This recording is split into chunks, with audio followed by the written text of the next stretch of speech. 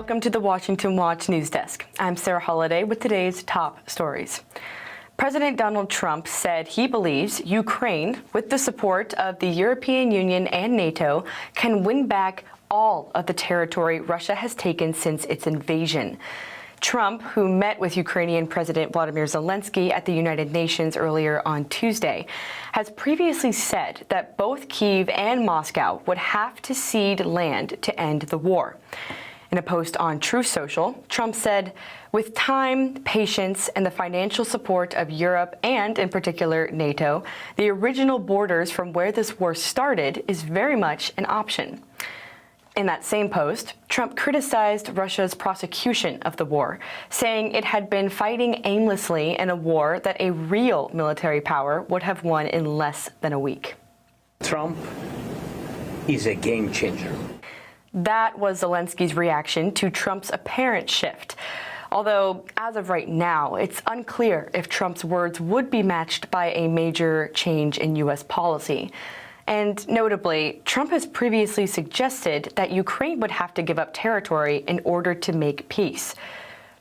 Well, while that continues to develop, we'll turn stateside, where Trump's would-be assassin has been found guilty on all charges.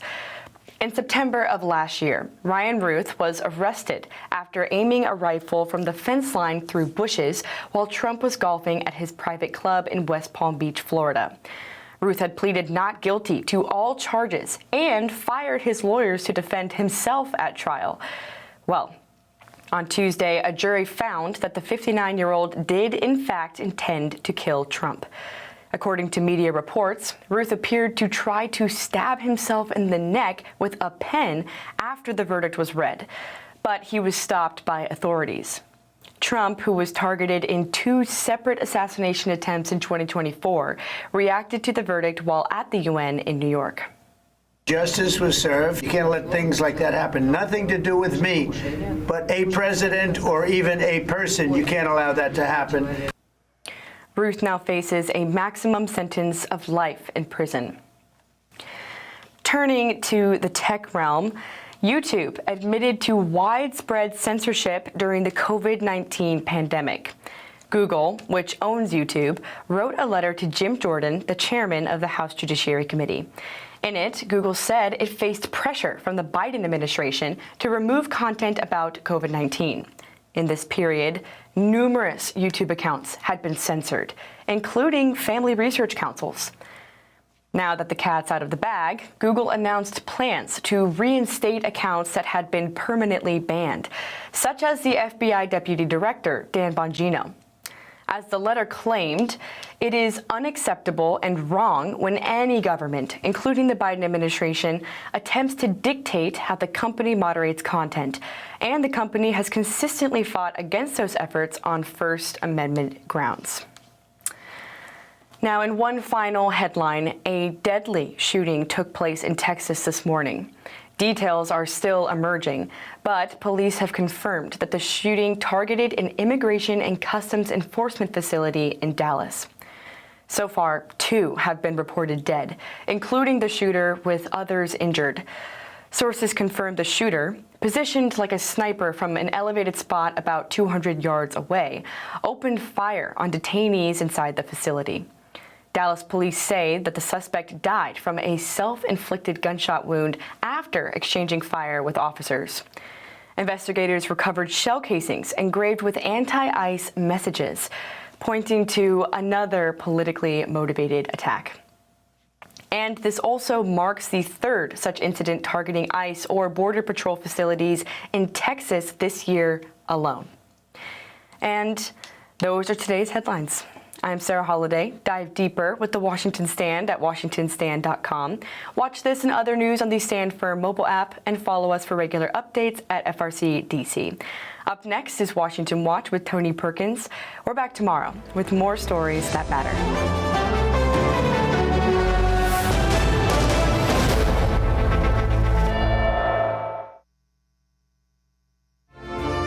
From the heart of our nation's capital in Washington, D.C., bringing compelling interviews, insightful analysis, taking you beyond the headlines and sound bites into conversations with our nation's leaders and newsmakers, all from a biblical worldview.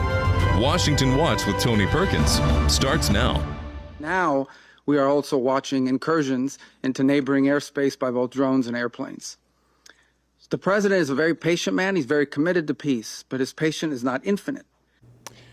That was Secretary of State Marco Rubio warning today at the United Nations that America's patience regarding the war in Ukraine is not infinite, and cautioning that Russia could soon face consequences for its continued aggression. Welcome to this September 24th edition of Washington Watch. I'm your host, Tony Perkins. Thanks so much for tuning in. Well, coming up, a reported ceasefire offer from Hamas is on its way to President Donald Trump.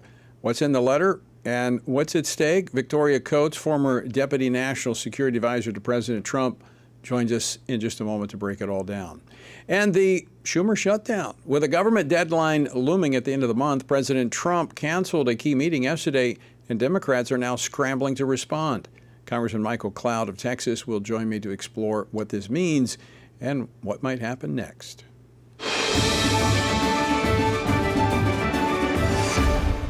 Well, at least 20 people were injured after a drone launch from Yemen hit the Israeli resort town of Eilat near the borders with Jordan and Egypt. This attack happened as the Middle East is in the spotlight at the United Nations General Assembly, where countries seem to be tripping over themselves to recognize a Palestinian state. Joining me now is Washington Stand reporter Casey Harper, who has been following these events. Casey, what's the latest on the war between Israel and Hamas and a possible deal?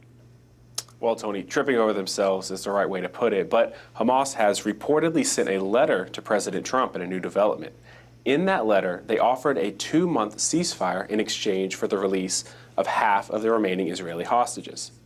Now, according to Fox News, the letter is currently being held by Qatari officials and is expected to be delivered to Trump later this week. Amid these developments, President Trump and French President Emmanuel Macron met for bilateral talks. In those talks, Palestinian statehood emerged as a key point of contention. When asked about France and other U.S. allies or recognizing a Palestinian state, President Trump said this. I was always saying the last hostages are going to be the toughest ones, but you can't honor them by doing anything like you suggest. All you can do is say, we want our hostages back, and we want the war to end. We're going to want it to end. President Trump and others have made an important point. They say recognizing Palestinian statehood now is rewarding Hamas for the October 7th attack, Tony. Yeah, I mean, I don't see how you see it any other way. Now, I have to say it's unbelievable to see what these European countries are doing to state they are calling for a Palestinian state. Now, I don't see how it can be described any other way than rewarding Hamas, a terrorist group that has vowed to wipe Israel off the map.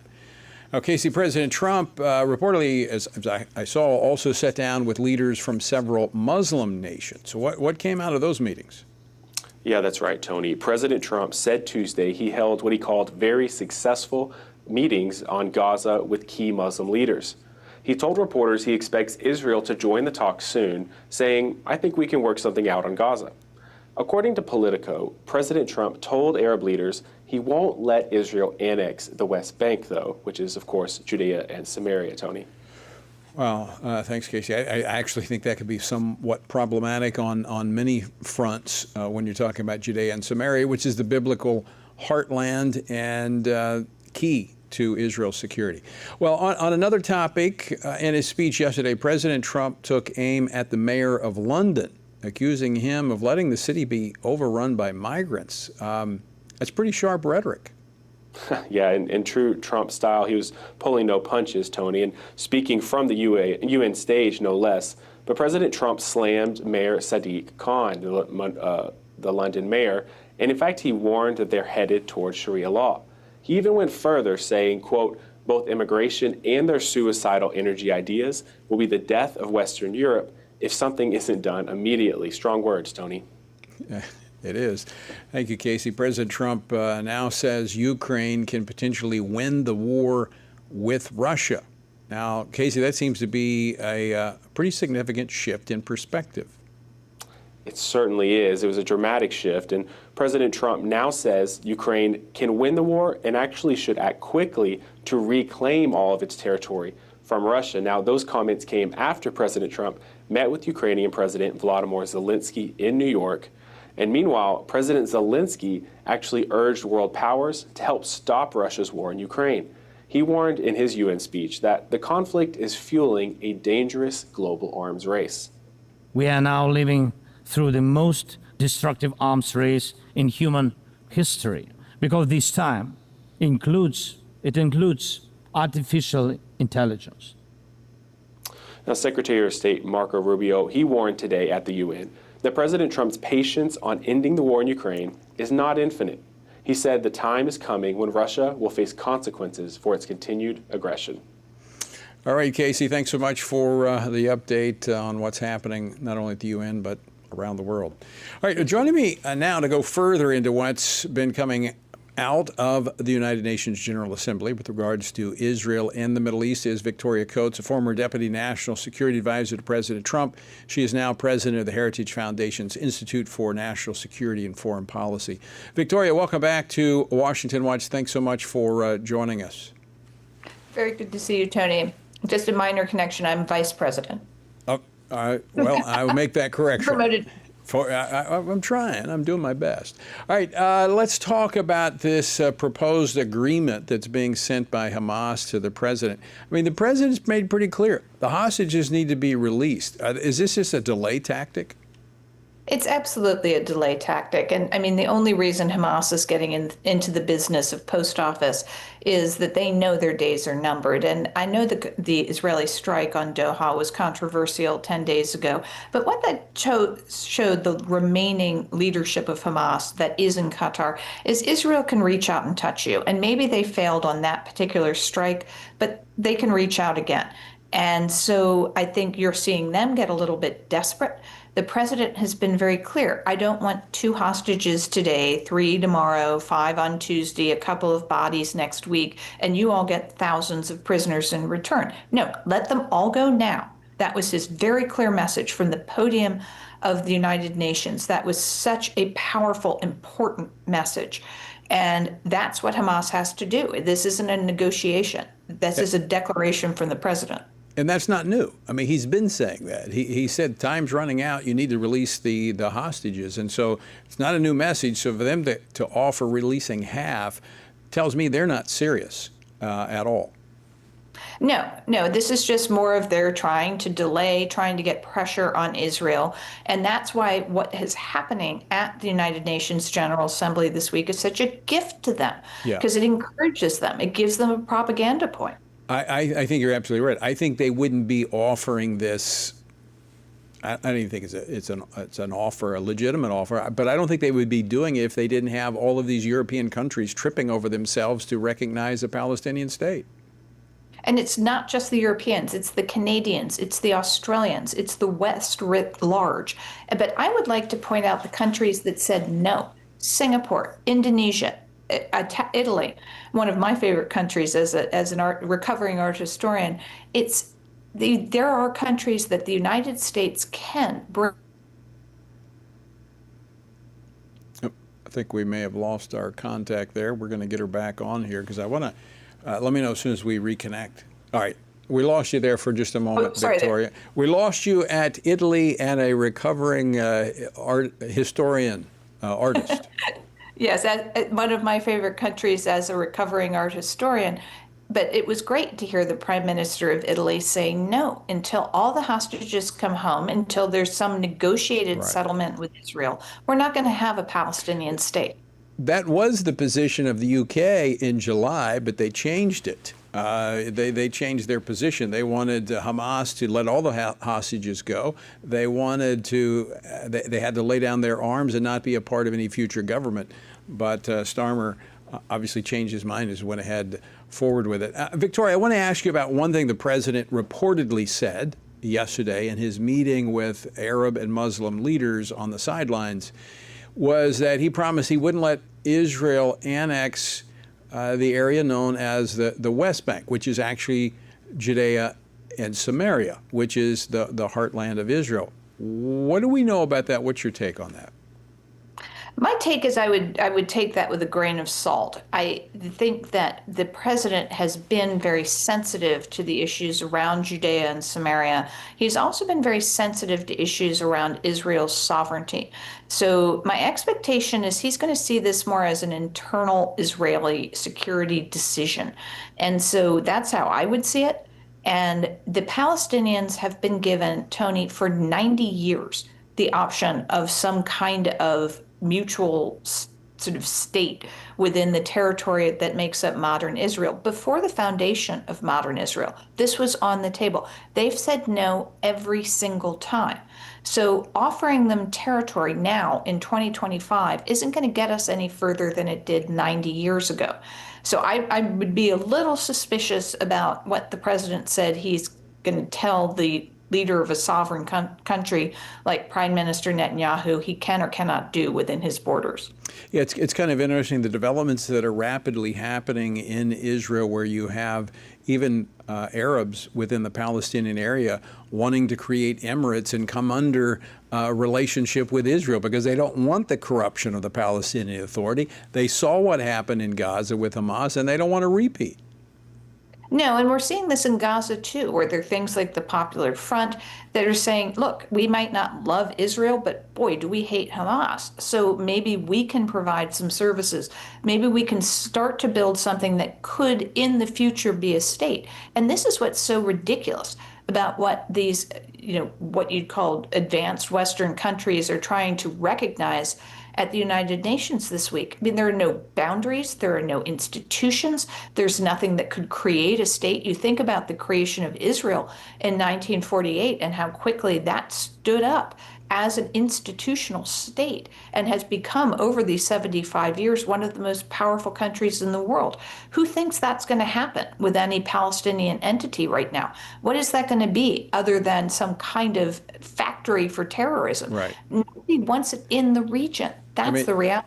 I think that the folks realize that Hamas, they didn't deliver basic resources. I mean, water, sewage. They can build tunnels. They can build a terrorist infrastructure, but they can't provide basic services. The same thing, actually, in the Palestinian Authority in Hebron. They have the same issue. They can't get water.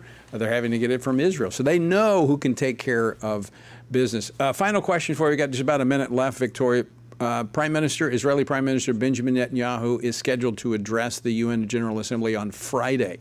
What do you expect him to say? Well, quite frankly, if I were the prime minister, I would say you're welcome. That we have spent the last 2 years taking out the trash for the region and getting rid of some of the most destructive terrorist scum in Lebanon, in Gaza, in the West Bank, in Yemen, in Iran, and have made actually the Middle East more stable. That these are the disruptive elements. Israel's taken them out without igniting a regional war, which everybody keeps telling us is what's going to happen. Guess what? It hasn't. So thank you, Prime Minister Netanyahu. Good point. Very good point. Victoria Coates, always great to see you. Thanks so much for joining us today. Thank you, Tony. All right, I'm going to encourage you to pray for the Prime Minister as he goes to the UN on Friday following all these attacks verbal attacks on Israel. And back tomorrow, we're going to be praying on this program for Israel. I'll tell you more about that later. All right, don't go away. We're back right after this. 3 years ago, the Supreme Court issued its historic Dobbs decision, a ruling that overturned Roe v. Wade, which for nearly 50 years imposed abortion on demand, silencing voters and bypassing the democratic process across the country. The Dobbs decision was a huge step forward against abortion, but it didn't outright ban it. It returned the power to the people. Now, 29 states have laws on the books protecting life. However, there's a catch. Abortion numbers since Dobbs have actually gone up, with an increase of 12% since 2020, climbing from 930,000 to over 1 million in each of the most recent years. So how can this be? The answer is simple: the abortion drug. Today, over 60% of U.S. abortions involve abortion drugs, many of these without medical oversight. In 2021, the Biden administration quietly removed bare minimum long-standing safety protocols for the abortion drug that have existed for 20 years to protect women from life-threatening risks and ensuring informed consent. The Biden DOJ then declared that they would not enforce the Comstock Act, which prevents the mailing of anything that causes an abortion. This is not only illegal, but also dangerous. A study shows nearly 11% of women who take the abortion drug end up in the emergency room with serious complications. Unless the Trump administration reverses these reckless Biden-era policies, pro-life laws will remain largely symbolic. Without a full review and repeal of mifepristone, unborn lives will remain in grave danger and pregnant mothers will remain at risk.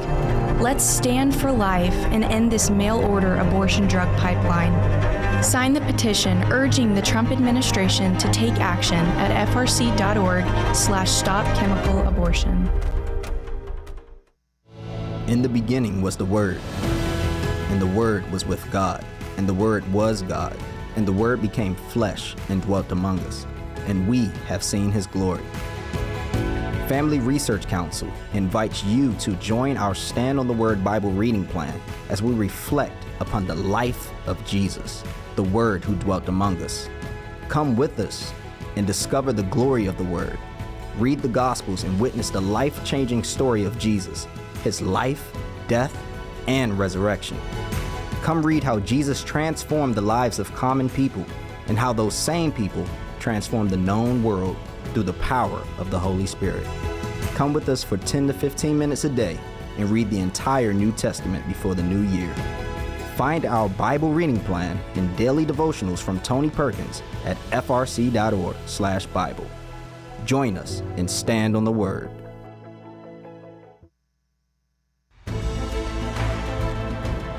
Welcome back to Washington Watch. Thanks for tuning in. In less than 4 weeks, like-minded Christ followers from across the country will gather at Calvary Chapel, Chino Hills for our Pray, Vote, Stand Summit.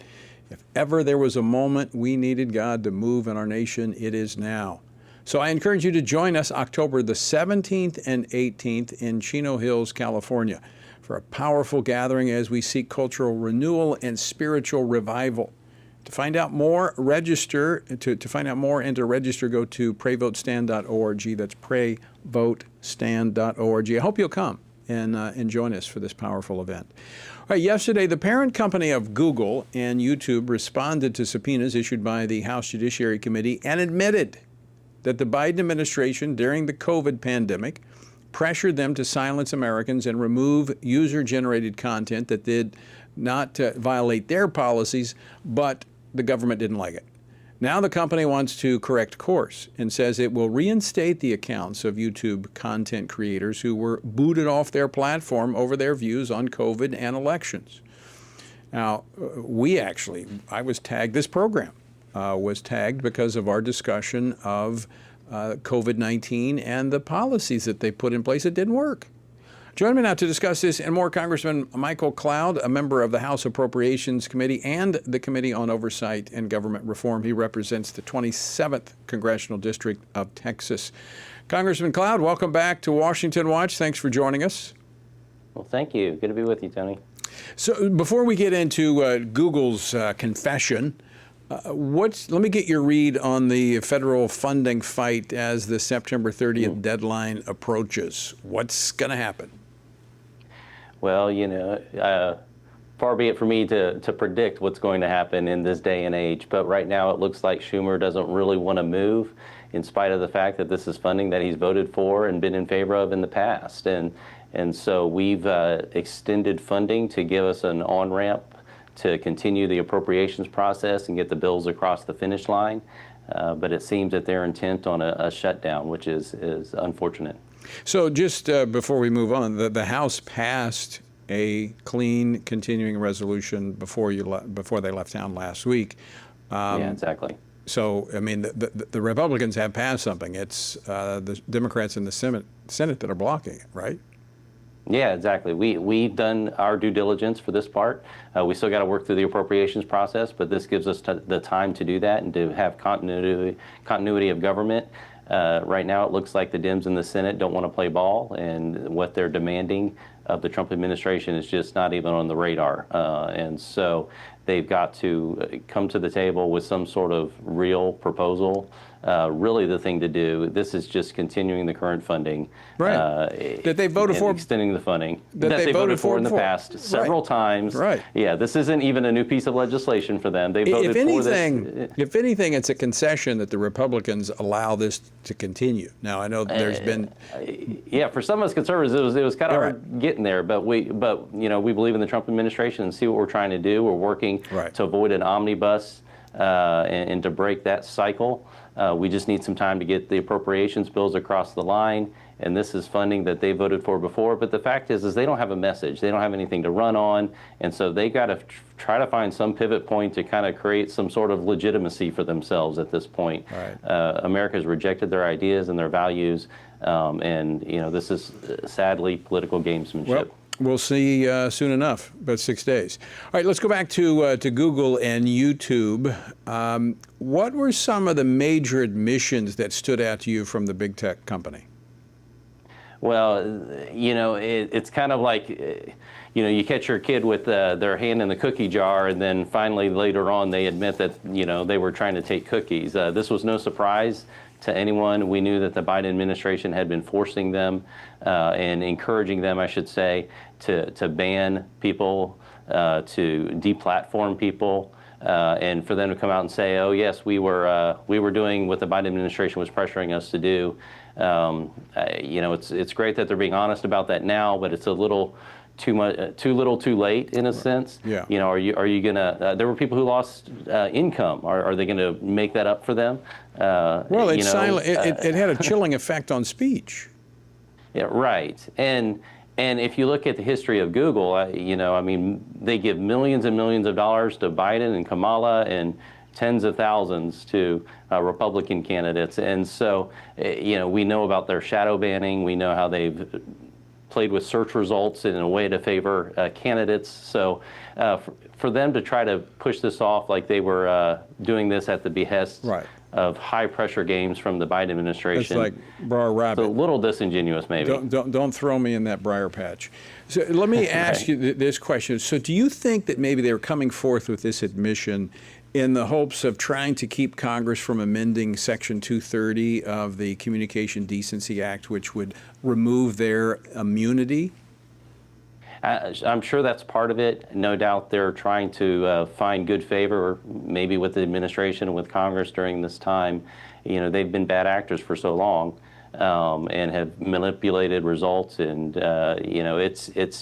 and then there's antitrust issues involved too, because they're almost a monopoly, if not, and so there's definitely some discussion needs to happen on reining in this kind of authority, because they've certainly been bad actors. The scripture says you got to do the works of repentance. I got to see the evidence. I got to see the evidence. How do you ensure that they don't fall back into these bad habits after the next election, and this is just convenient during the present environment? Is there anything Congress can do?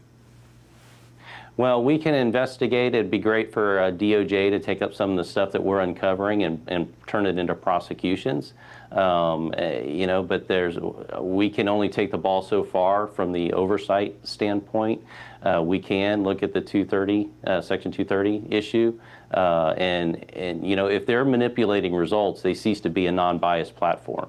They are then a publisher and would fall under a different sort of paradigm. So, these are all fair game when it comes to dealing with what they've done. And to your point, we can talk about Zacchaeus. He didn't just say, "I'm sorry." He went back and repaid those who he robbed from. And so this is a situation where Google needs to do more than just take the little, "Oh, I'm so sorry." They need to do something to show they're changing course. Well, and I hope we're able to look at some guardrails we can put in to prohibit this in the future. I know a lot is based upon trust and people governing themselves, but free speech is so fundamental to making our country work. Congressman Cloud, always great to see you. Thanks so much for joining us today.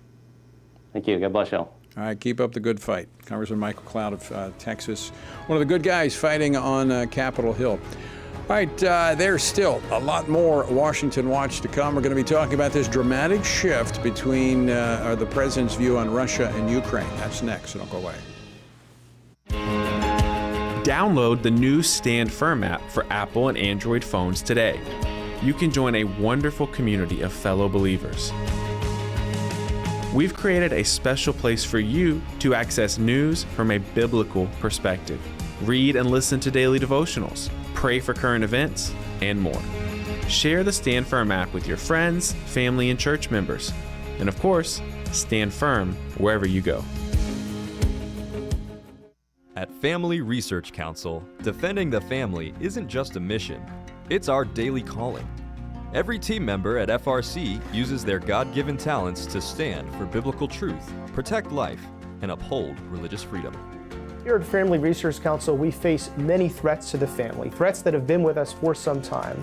Abortion, the gender ideology threat, the attacks on marriage, the attacks on parental authority, and the attacks on religious freedom. We have to promote, support, strengthen, and incentivize family growth so families take their place in society in a place of honor. I'm defending the family by working in the Center for Biblical Worldview to provide cutting-edge research and resources for pastors, ministry leaders, and Christian parents. Through my work at the Washington Stand, I passionately defend what God has defined for marriage and family. I don't see the Washington Stand as just a place to talk about cultural events. It's a place to share biblical truth. It's a perfect outlet to advance and defend what God has defined as good, true, and beautiful. Because of you, we're able to frame things in such a way that help Christians stand for truth on the things that matter most, like life, faith, family, and freedom. Thank you for standing with us. Thank you for your support. It is so critical to the work that we at Family Research Council are doing day to day as we support and strengthen the family. So thank you.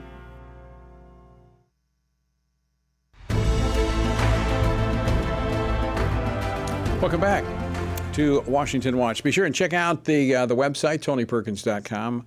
Better yet, get the Stand Firm app, because we have lots of resources on the Stand Firm app. Not only can you watch Washington Watch, but you'll have access to our news and commentary from a biblical perspective, the Washington Stand, and my daily devotional, Stand on the Word. All of that is on the Stand Firm app, as well as other tools to help you be an engaged citizen. So go to the App Store and download the Stand Firm app. Russia, its war against Ukraine and its continued violations of NATO airspace have been a focus of proceedings at the United Nations General Assembly that is presently underway. But one of the most notable remarks came not from the podium, as we were talking about earlier, but on social media, where President Trump wrote this, quote, "I think Ukraine, with the support of the European Union, is in a position to fight and win all of Ukraine back in its original form," end quote. I mean, even the president's 2016 election opponent, Hillary Clinton, welcomed his statement. So now that the president appears to have shifted his stance, his view of the outcome of the war between Russia and Ukraine, what might we see? Joining me now to talk about this, retired Rear Admiral Mark Montgomery, a senior fellow at the Foundation for Defense of Democracies. Admiral Montgomery, welcome to Washington Watch. Thanks so much for joining us. Thank you for having me. Were you surprised at all by the president's statement? I was, only that I thought he'd eventually get to here. I think the president has landed in the exact right spot, which is to say that he gave Vladimir Putin a significant amount of time, numerous opportunities to see, join in a ceasefire with President Zelensky in Ukraine. And President Trump was disrespected by President Putin. After every meeting, Putin would go back to Russia and would immediately engage in significant cruise missile, hypersonic missile strikes on civilian personnel in Ukraine, and as well as engaging in military kinetic actions along the front line, ignoring the president's request for Vladimir to stop, ignoring the president's request to come to the negotiating table. I think President Trump gave President Putin all the wiggle room he could, and then he had enough. Well, I also don't think time is on the side of the Russians. Because, I mean, they should have, if they could do this, they should have done a long time ago. But there's another aspect to this, Admiral, that the more information that comes out of what's happening in Ukraine, as you were just talking about how they've been targeting civilian populations, but also what they've been doing in the occupied regions. I've been talking to pastors who have been exiled, pushed out, their churches turned into police stations or military stations by the Russians, and their people scattered. There's a type of cultural genocide going on when it comes to Christians in those occupied regions. No, you're exactly right. I spent a lot of time in Ukraine working with their troops and trying to do reform there. And I see exactly what you're saying. I'll go further. The abduction of 19,000 plus, maybe 20,000 plus Ukrainian children, their illegal adoption, or their placing them in homes, then eventually in the military to fight against Ukrainians. I mean, this is completely unacceptable behavior. And as you mentioned, the destruction of the Ukrainian Orthodox Church by the Russians. This is completely unacceptable behavior. It's in fact why President Putin has been indicted by the International Criminal Court, for these crimes against children and against humanity in Ukraine. So, Admiral, let me ask you this question. With the President Trump now making these statements that suggest he's turned, as you said, you thought he would get here, he's here now. How might that affect how Europe responds in this conflict? This is still, the president did not take his finger off of out of Europe's face. He continued to say what he should be saying, which is, you are the predominant provider of weapon systems. I'll allow my American defense industrial base to be the provider, but you need to buy these weapons. But what he said basically was, I'm going to let you buy what you need. And that's a change. There'll be even more weapon systems available. I think there's stuff coming through the system that the U.S. provided, bought years ago, that will be allowed to go. And there'll be both offensive and defensive weapons.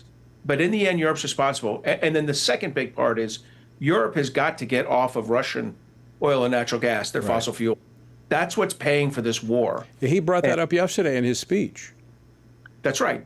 And he told the Europeans, particularly Hungary, Slovakia, and Turkey are still taking quite a bit of oil and natural gas. Other countries are as well, but those are the big ones. And we all know China and India are the other two. Right. And I think the president's going to handle China and India. Europe needs to handle Europe. Well, and it's right there in their own backyard. I mean, it's to their benefit to shut down this Russian war machine, but yet they're continuing it by buying the oil and funding it.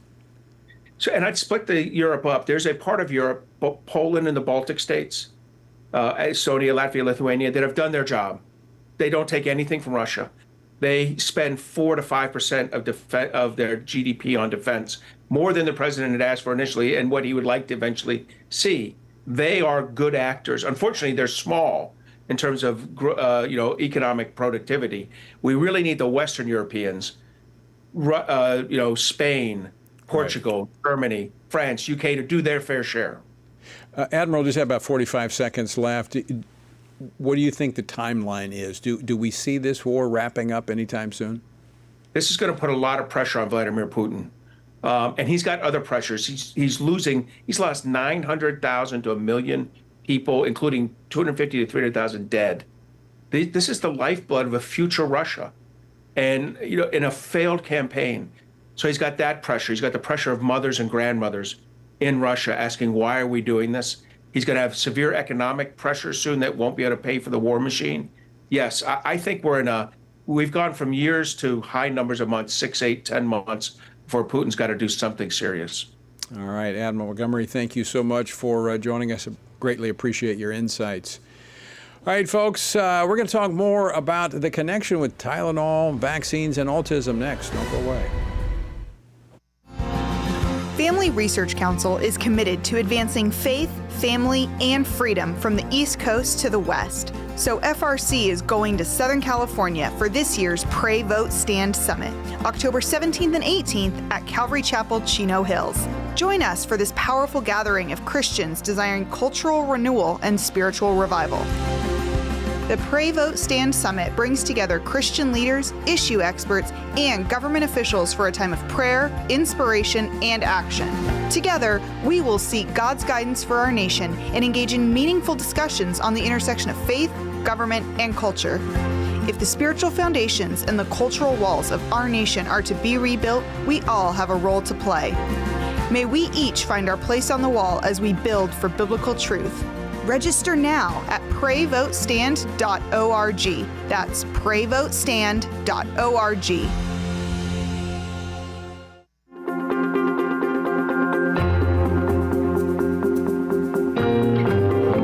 Jennifer, it's so exciting to be here with you today talking about our new book, Embracing God's Design. Who is actually going to benefit from reading this book in your view?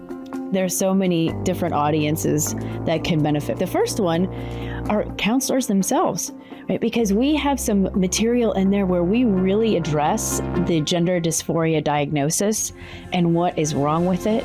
We have information for people who are wanting to go back to embracing God's design for their life. This is really magical to have the therapist and the individual who suffered come together and write about why this is happening and why we're seeing this. And we brought all of that experience to the table. We want to see people walking in the fullness of who God has called them to be and not a false identity. Order today at embracethedesign.com.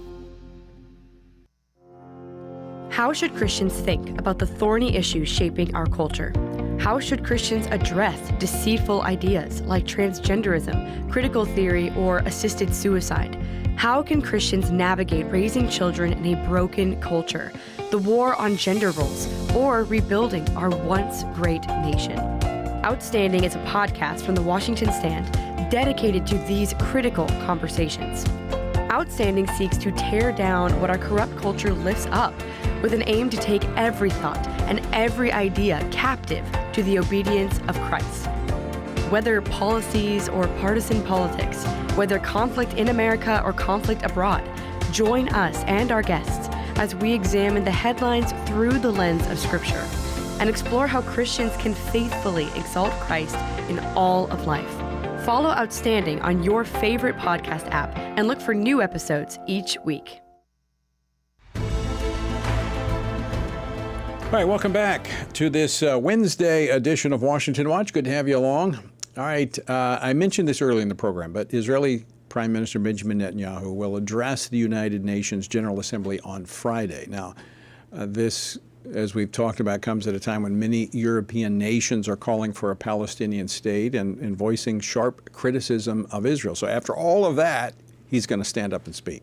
So I want to invite you to join me on tomorrow's program as we set time aside in the program to actually pray on the air for Israel. I'm going to be joined by leaders from around the world as we lift up Israel. Again, people joining us from Israel, from Geneva, from New York, from Washington, D.C. We're going to be praying. So be sure and tune in and invite others to join us. If they don't have a local station where they live, tell them to get the Stand Firm app, and they can watch and participate on the Stand Firm app in the App Store. All right, speaking of taking action, today, one of the greatest threats we face is the rapid rise of the abortion drug mifepristone, now responsible for the majority of abortions in our nation. I'm going to tell you, FRC is committed to expose the truth about this abortion drug, protect mothers and the babies, and defend the sanctity of life. I mean, my home state of Louisiana, one of the strongest pro-life states, and a lot of it, I was a part of passing many of those laws back when I was in office. Doesn't matter as long as the abortion pill is being mailed into these states, undermining these state laws. We're working on that, and thanks to generous friends of FRC, you can help. If you give to this effort this week, your contribution will have triple the impact. All right, we've got some donors that have put up a match, and so I would encourage you to stand with FRC to defend the sanctity of human life. Text the word unborn to 67742. That's unborn to 67742. Our word for today comes from Galatians chapter 5. For you, brethren, have been called to liberty. Only do not use liberty as an opportunity for the flesh, but through love serve one another. Now, notice Paul says we are called to liberty, not simply freedom. Why? Freedom is the absence of restraint. Liberty is freedom ordered within the framework of God's truth. Our founding fathers spoke often of liberty, far more than freedom. This idea of ordered liberty is what set the American experiment apart, especially from the French Revolution, which quickly descended into chaos. Liberty is the ability to do what we ought, not merely what our fallen nature desires. That distinction is at the heart of many public policy debates today. For example, the modern slogan, the freedom to marry the one you love, appeals to freedom without restraint. But freedom without moral boundaries inevitably collapses into bondage. Paul warns that if we demand freedom without the responsibility of liberty, we'll lose both. True liberty comes when, by love, we serve one another, and only then can freedom endure. To find out more about our journey through the Bible, text Bible to 67742. That's Bible to 67742. All right, yesterday on the program, we started to dive into the Trump administration's newly announced initiatives to tackle autism, including new health guidance regarding the use of Tylenol during pregnancy. Now, unfortunately, we were only able to scratch the surface because of the time, and this is an important issue. Autism rates have increased like 400% since the year 2000. And so I asked Dr. Robert Malone, who co-chairs the CDC's Advisory Committee on Immunization Practices. He is the founder of and president of the Malone Institute, which aims to bring back integrity to government, the biological sciences, and medicine, to join us again today. So, Dr. Malone, thanks so much for coming back. I appreciate you coming and helping us unpack this a bit more. Tony, thank you, and thank you for that preceding essay on liberty. I really appreciate it. I was riveted by your words. Well, thank you. It's not my words, it's the Lord's words. Comes out of his book. And you can never go wrong with those words. Let's pick up where we left off. We were talking about the suppression of any information and even discussion on the potential link between autism, Tylenol, vaccines. This is a debate that's been going on for a long, long time. You talked about the president having a vested interest in this. Is it not time that we look at all the data and let science lead us forward? The truth is, it's way past time, Tony. And I'm fascinated that the company marketing Tylenol itself made statements, I believe it was in 2015, that they don't recommend the use of their product in pregnancy. This is another case, if you're familiar with the term or your audience is, the Overton window, the range of allowable discourse. And we have been somehow disallowed from asking fundamental questions about why we see this rise in autism. And it's not just autism, as you point out, it's autism spectrum disorder. It's a variety of other conditions that are diagnosed and often overtreated, like attention deficit hyperactivity disorder. And what's at the root of all these things?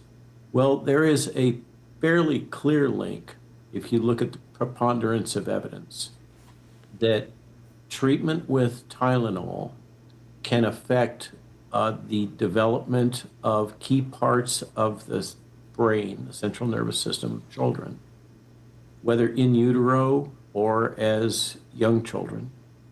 And that this leads to a number of these neurologic conditions that have become so rampant. And of course, there is the severe autism that when I was young, you rarely, if ever, saw, and now is reasonably common.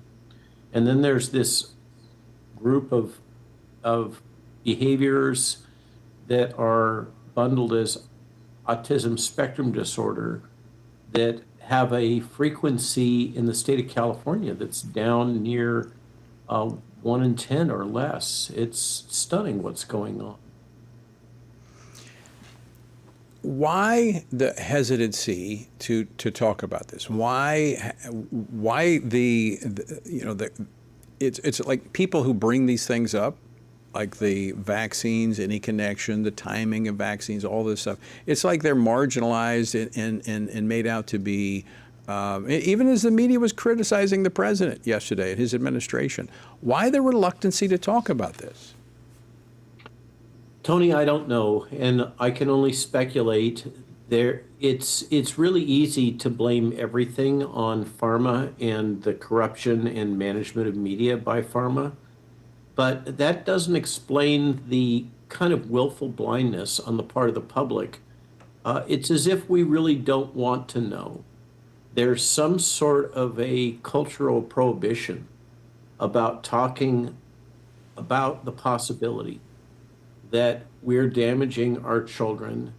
And even more, there's a prohibition on talking about the possibility that our children are being damaged because of the advice they're receiving from medical professionals.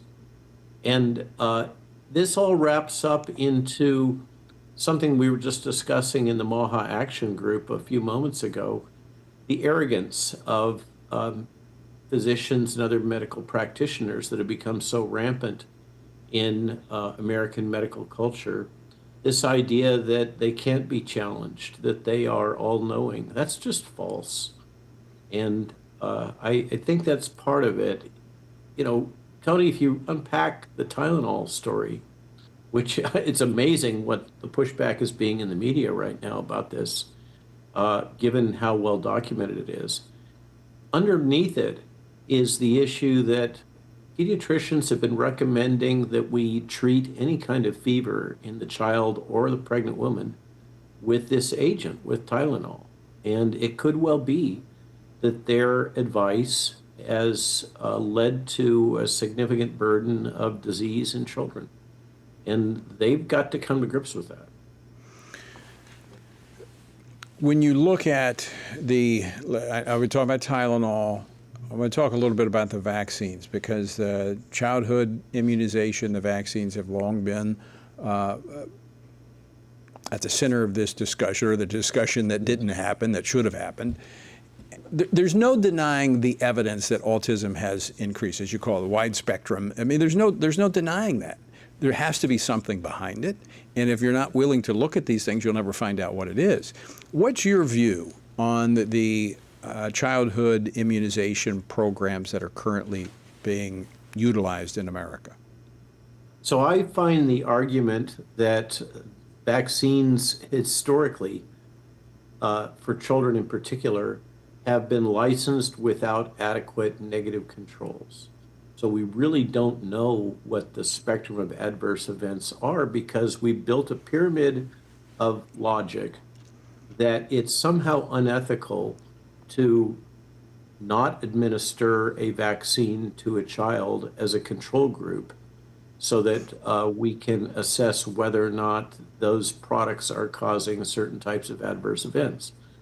We also have never done the investigations on the interactions of these products, essentially drug-drug interactions, in any other part of pharmacology and regulatory affairs. Drug-drug interactions are central to decisions about licensure and recommendations.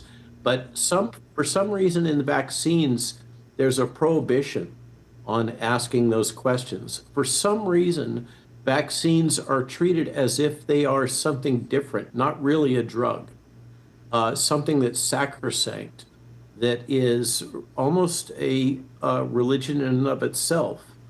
And that has to stop. Vaccines are drugs.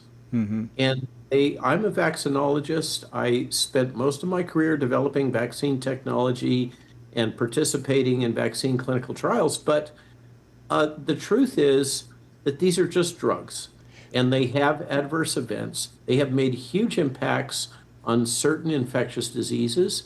I wouldn't want to go into the jungles of Brazil without having taken a yellow fever vaccine, which, by the way, is a nasty piece of work. Likewise, I wouldn't want to work on the front lines of an Ebola outbreak without having taken the similarly reactogenic Ebola vaccine. But that doesn't mean that these don't have side effects. And this prohibition on examining drug-drug interactions, vaccine-vaccine interactions, timing of vaccine schedule, whether or not we are truly accounting for all the adverse events and the denialism of those parents and children that have truly been vaccine injured, I think is stunning. It needs to stop. It's damaging. All these claims that Bobby's the one damaging public health. Right. No, public health is damaging public health. So let me ask you this, Dr. Malone. Do you see that changing post COVID, where we've seen now a lot of focus on the effects of that vaccine, some of those vaccines? Do you see that changing? The willingness to begin to question these narratives that all these products are safe and effective is changing. Yeah. There does seem to be a fundamental earthquake happening in public health right now, and you can sense that by the enormous amount of backlash that's occurring from the various self-appointed spokespersons for public health and vaccine industry. But it's happening. People have been lied to. We were lied to at the last ACIP meeting by both Pfizer and Moderna, as Dr. Marianne Damasi documented in her Substack essay yesterday. So, what did they lie about? The biodistribution studies and what they did in those biodistribution studies. In the case of Moderna, for instance, they asserted that they had used the actual active drug product when they hadn't. And that's documented in the FDA literature, in the dossier.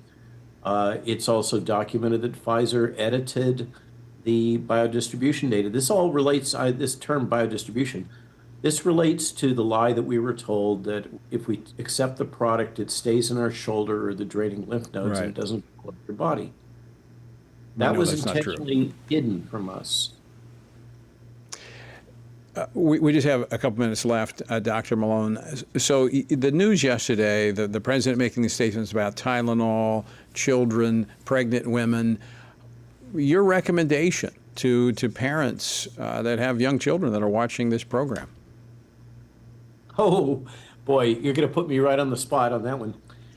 My recommendation is to be very cautious. And unfortunately, you're going to have to do your own research for a little bit of while. We're trying to catch up at the ACIP with the literature. But I think that at this point, it's the pragmatic thing is to have an active discussion with your pediatrician, and you take responsibility for your child's health and making an informed decision. And don't allow anybody to bully you or shame you into accepting something that you don't feel comfortable with. That's the fundamentals of informed consent. Yeah, and I think that we're rediscovering that post-COVID. Dr. Malone, I always appreciate you coming on the program and your insights. Thanks so much for joining us today. Thank you, Tony. And let me once again repeat, folks, on the issue of children. We're working hard here at Family Research Council to protect the unborn. And there is another drug out there, mifepristone, the abortion drug, that is being mailed into pro-life states, being mailed across the country, taking the lives of unborn children and harming women. I need you to stand with us. Text the word unborn to 67742. That's unborn to 67742. All right, I want to thank you for joining us. Also, remember, tomorrow we're going to have a special time of prayer for Israel as the Prime Minister of Israel goes to the United Nations on Friday. Until next time, I leave you with the encouraging words of the Apostle Paul found in Ephesians 6, where he says, you've done everything you can do when you've prayed, when you've prepared, and when you've taken your stand. By all means, keep standing. Washington Watch with Tony Perkins is brought to you by Family Research Council and is entirely listener-supported. Portions of the show discussing candidates are brought to you by Family Research Council Action. For more information on anything you heard today, or to find out how you can partner with us in our ongoing efforts to promote faith, family, and freedom, visit TonyPerkins.com.